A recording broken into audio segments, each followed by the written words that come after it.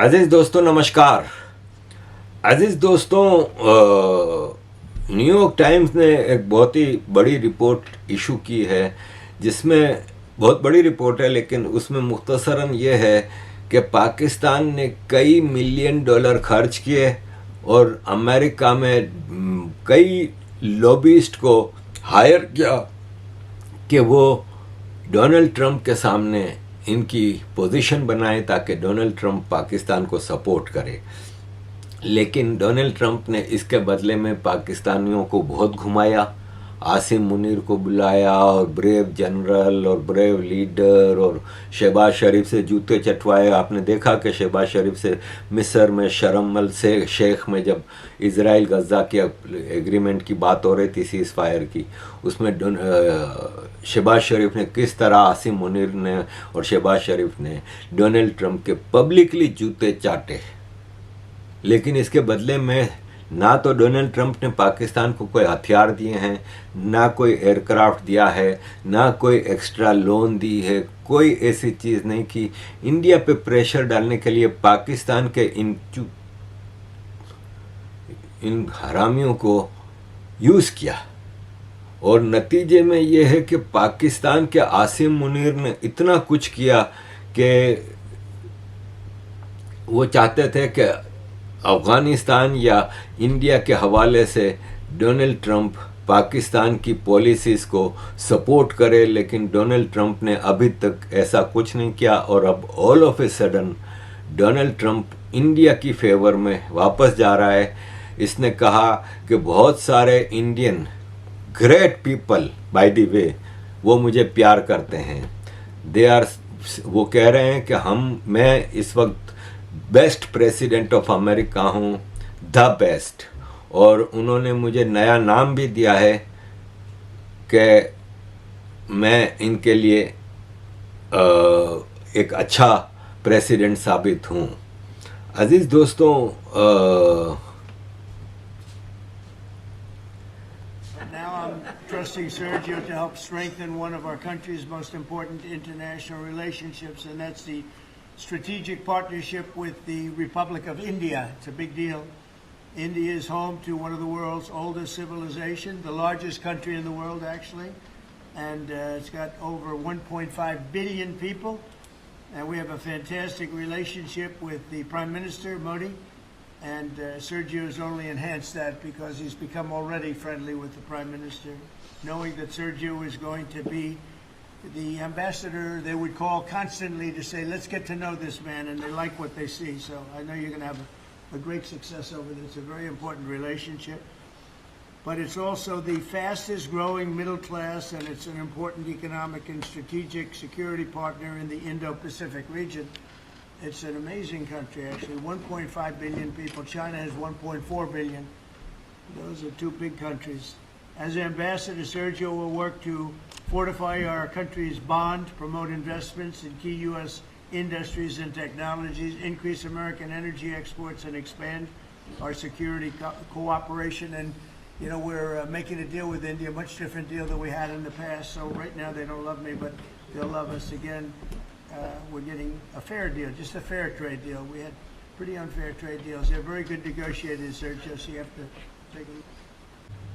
Donald Trump ने अभी ये भी कहा कि हम इंडिया के साथ एक डील करने जा रहे हैं और ये बहुत ही मुख्तलिफ डील होगी पास्ट से। और मुझे पता है कि इस वक्त भारत में मेरे लिए इतना प्यार नहीं है, लेकिन वापस वो मुझसे प्यार करने लगेंगे। हम एक फेयर डील करना चाह रहे हैं, एक फेयर ट्रेड डील होगी। और यह है कि हम बहुत करीब पहुंच गए हैं और मुझे लगता है कि हम बहुत जल्द भारत के साथ एक अच्छी डील करेंगे। अजीज़ दोस्तों, ये जो घुमाव आया है ना डोनाल्ड ट्रंप की पॉलिसी में, वो पाकिस्तानियों को परेशान करने के लिए काफ़ी है। डोनाल्ड ट्रंप ने अपनी इस पूरी पाकिस्तान की तारीफ़ें करने और वो जो डिप्लोमेसी चलाई है, उसके पीछे इसका मेन मकसद जो दो तीन थे ना, वो एक तो ये था कि चाइना से पाकिस्तान का टकरा करवाना। क्योंकि चाइना कभी बर्दाश्त नहीं करेगा कि जिसके ऊपर हमने $70 बिलियन की इन्वेस्टमेंट की, जिसको हमने इतने मुश्किल घड़ी में, जब बाइडन और ट्रंप अपने पिछले दौर में सपोर्ट नहीं कर रहा था, तब हमने हमारे पाकिस्तान को इतना सपोर्ट दिया, पाकिस्तान की तबाह इकोनॉमी में हमने $70 बिलियन लगाए। आपको मैं बता दूं कि IMF का कर्जा पाकिस्तान के ऊपर, मुझे सही से याद नहीं है, लेकिन 15, 20, 25 बिलियन डॉलर से ज़्यादा का नहीं है, लेकिन चाइना ने $70 बिलियन पाकिस्तान के ऊपर लगाए। अब जो पाकिस्तान ने अमेरिका के साथ किया तो चाइना का भरोसा हट गया। तो डोनाल्ड ट्रंप ने सबसे पहले तो चाइना से दूर किया पाकिस्तान को, दूसरा उसको गज़ा के हवाले से एक सपोर्ट चाहिए थी, और उसमें जो मुसलमानों के जो बड़े बड़े कंट्रीज़ हैं उसमें तुर्की और पाकिस्तान इसको चाहिए थे। जो हमने देखा कि सीज़ फायर के टाइम पे तुर्की और पाकिस्तान यानी शहबाज शरीफ और तैयब अरबगान लिटरली डोनाल्ड ट्रंप के जूते चाट रहे थे। ये मकसद इसने हासिल कर लिया। अब वहाँ पे जो गज़ा में एक इस्लामिक फ़ौज लगाने की बात आ रही है, उसके लिए भी पाकिस्तान को तैयार कर लिया। अब उसको इतनी ज़रूरत रही नहीं है। बाकी वहाँ पे इजिप्ट और किंग अब्दुल्ला, तो किंग अब्दुल्ला पाकिस्तान पहुँच गया है। और पाकिस्तान पहुंचा क्यों है? किंग अब्दुल्ला, जो जॉर्डन का किंग अब्दुल्ला है, उसको पाकिस्तान से क्या चाहिए? वो इज़राइल पाकिस्तान का कनेक्शन बनाने के लिए आया है। और सिचुएशन ये है कि पाकिस्तान इज़राइल को कबूल करना चाहता है, लेकिन इसको पता है कि करंट सिनारियो में अगर ज़रा भी इन्होंने इज़राइल को कबूल करने की बात की तो एक तरफ सारे मुल्ला, सारे मदरसे, करोड़ों मदरसे के स्टूडेंट्स, ये सब सड़कों पे आ जाएंगे। ऑलरेडी इकोनॉमी तबाह है, ऑलरेडी 2 बॉर्डर से जंग के ख़तरात हैं। ईरान बहुत पाकिस्तान को सख्त रिएक्शन देगा अगर पाकिस्तान ने इज़राइल को कबूल किया। अंदर खाने चीज़ें चल रही हैं, जैसे अभी ये शहबाज शरीफ के एडवाइज़र फॉर टूरिज़म सरदार यासिर इलियास खान मिले इज़राइल की मिनिस्ट्री ऑफ टूरिज़म के मिखाइल इशाकोव से, और उनसे काफ़ी देर बातचीत की। इसके अलावा आयशा सिद्दीक़ा जो हैं पाकिस्तान की मिलिट्री एनालिस्ट, जिन्होंने किताब लिखी थी मिलिट्री इनकॉर्पोरेट, उन्होंने कहा कि पाकिस्तान ईरान के साथ तो खुल के अपनी दोस्ती कर रहा है, लेकिन इसने इज़राइल के साथ सीक्रेटली अपनी एक पार्टनरशिप कायम की हुई है।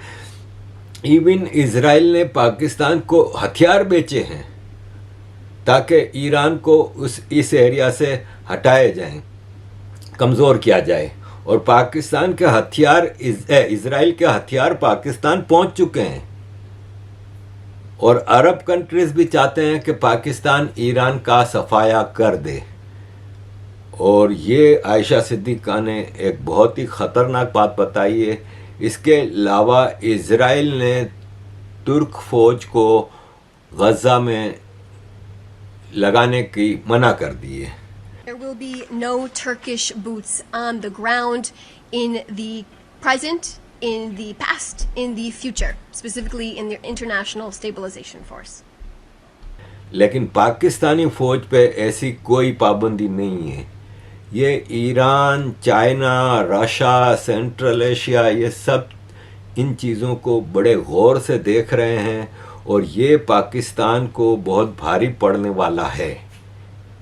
क्योंकि पाकिस्तान एक तरफ चाइना अमेरिका के साथ डबल क्रॉस कर रहा है, दूसरी तरफ इज़राइल ईरान के साथ डबल क्रॉस कर रहा है, और ये चीज़ें पाकिस्तान को बहुत भारी पड़नी है। क्योंकि भाड़े की फ़ौज होती है ना, वो एक तो मर्सनरी होते हैं ना, ओपन मर्सनरी, जो खुल के कहते हैं हाँ भाई दुनिया में हमें जहाँ किराए पर बुलाया जाएगा हम जाने को तैयार हैं। लेकिन फिर आप जिनके खिलाफ जाते हैं ना, वो फिर आपके दुश्मन होते हैं। तो पाकिस्तान अब भाड़े की फ़ौज बन के अगर इज़राइल की मदद करने गया ना, तो पाकिस्तान का तो मुसलमान जिनके जहनों में आपने जहर भरा हुआ है, अपने पासपोर्ट पे लिखा हुआ है कि नॉट वैलिड फॉर इजराइल, तो ये बड़ा भारी पड़ेगा। और ये है कि नज़र आ रहा है कि चीज़ें बहुत ख़तरनाक फेज़ में दाखिल हो रही हैं। ऐसे में उस रीजन का एक बहुत इम्पोर्टेंट कंट्री है सीरिया, जिसकी गोलान हाइट्स पे इजराइल ने कब्ज़ा किया हुआ है, जिस पे पिछले 10 साल से ओबामा के पीरियड से हमले जारी हैं। वहाँ पे आपने आईसिस बनाई, दाइश बनाई, और उसका कमांडर जो था मोहम्मद अल शरावी या मोहम्मद अल जुलानी, इसके 2 नाम हैं, उसके ऊपर आपने $10 मिलियन का इनाम रखा अमेरिका ने। FBI ने बाकायदा रखा हुआ था $10 मिलियन का इनाम। उसकी दाढ़ी आपने शरई दाढ़ी करके फैशनेबल दाढ़ी बनाई और उसको आपने उतारा मैदान में एज ए प्रेसिडेंट। जिस तरह अफगानिस्तान में तालिबान को वापस अफगानिस्तान दिया, वैसे आईसिस को सीरिया दे दिया। वही आईसिस जिसने क्रिश्चियनों की कत्लेआम किया, जिसने यजीदियों का कत्लेआम किया। ये जो क्रिश्चियनिटी का नाम लेके इस वक्त डोनाल्ड ट्रंप ज़्यादा उभारने की कोशिश कर रहा है ना चीज़ें, उसको ये चीज़ें नज़र नहीं आई और अब बाकायदा स्टेट गेस्ट के तौर पे इसको वाइट हाउस बुलाया। भाई देखें, मैं एक ट्वीट करने वाला था 2 पिक्चर के साथ। एक ये कि FBI का ये पोस्टर है जिसमें इसको मोस्ट वांटेड बताया है कि जो इसके बारे में इंफॉर्मेशन देगा $10 मिलियन। दूसरी में ये पिक्चर लगाना चाह रहा था कि, और लिखता मैं कि FBI, ये आपका जो पोस्टर है, इसके जवाब में मैं आपको इन्फॉर्मेशन दे रहा हूँ कि आपका मोस्ट वांटेड टेररिस्ट इस वक्त वाइट हाउस में है और उसका पार्टनर डोनाल्ड ट्रंप भी है। आप चाहें तो दोनों को गिरफ्तार करके मुझे $10 मिलियन दें। लेकिन मसला ये है कि यहाँ पे इंग्लैंड में सैकड़ों लोगों को गिरफ्तार किया गया है फेसबुक और सोशल मीडिया की पोस्ट के ऊपर, और अदालतों से बाकायदा सज़ाएं दिलवाई हैं।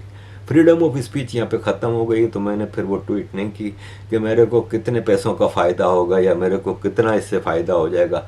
500,000 लोग लाइक कर लेंगे ट्वीट को, और क्या होगा, छोड़ो, नहीं पढ़ते। लेकिन बाकायदा उसको बुला के परफ्यूम गिफ्ट दिया और तंज भी किया कि पता नहीं तुम्हारी कितनी बीवियां हैं, क्योंकि तुम लोगों का पता नहीं होता कितनी बीवियां होती हैं और ये और वो। तो अजीज़ दोस्तों, ये है कि अमेरिका का डोनाल्ड ट्रंप भी इस वक्त एक अजीब सा खेल खेल रहा है और अफगानिस्तान में तालिबान को सरकार दे दी। अफगानिस्तान में तालिबान को अमेरिका के $1 बिलियन के हथियार छोड़ के आ गए। दूसरी तरफ पाकिस्तान को तालिबान से भिड़ा रहा है, ईरान और पाकिस्तान को भिड़ा रहा है इजराइल के लिए। एक अजीब सा खेल चल रहा है पाकिस्तान यानी साउथ एशिया के रीजन में और ग्लोबल पर्सपेक्टिव में, मिडल ईस्ट में ख़ास तौर पे एक अजीब से खेल चल रहे हैं। लेट्स सी कि क्या होता है। मुझे तो ये 2025 सुकून से गुजरता नज़र नहीं आ रहा। पता नहीं 2026 में दुनिया को क्या कुछ फेस करना पड़े। अजीज दोस्तों, thank you very much for all your support. Kindly keep supporting.